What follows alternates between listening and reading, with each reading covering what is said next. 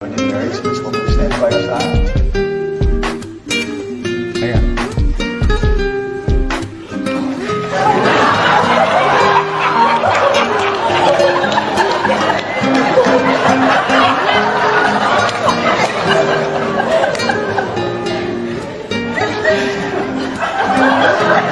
Yeah, I do. Now you know I had nothing to do with it.